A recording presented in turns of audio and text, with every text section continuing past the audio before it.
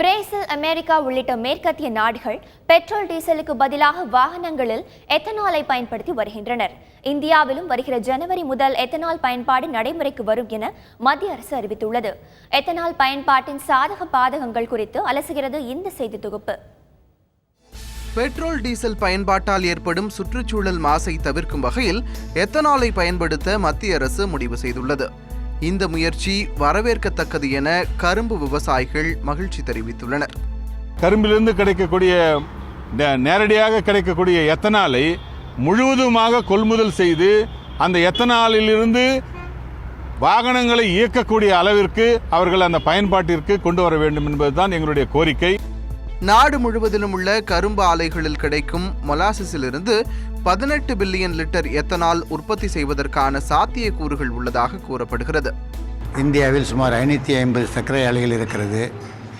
அதிலிருந்து 12,04,82,000 ton molasses உற்பத்தி ஆகிறது.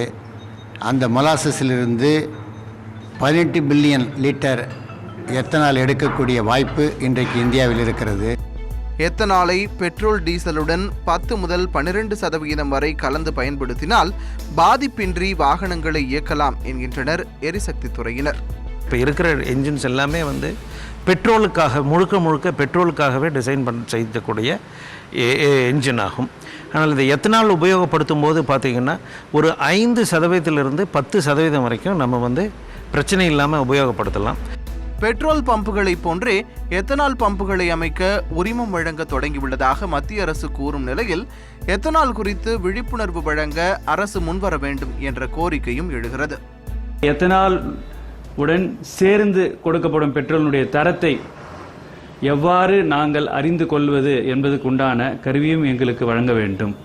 மேலும் இந்த பொருளை நாம் மக்களுக்கு கொடுக்குவதற்கு முன் அனைத்து டீலர்களுக்கும் இதை பற்றி ஒரு தரவான ட்ரைனிங் ப்ரோக்ராம் நடத்தப்பட வேண்டும்.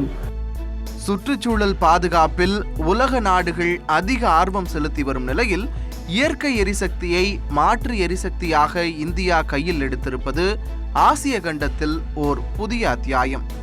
தந்தி டிவி செய்திகளுக்காக ஒளிப்பதிவாளர் சீனிவாசனுடன் பா. எழிலரசன்.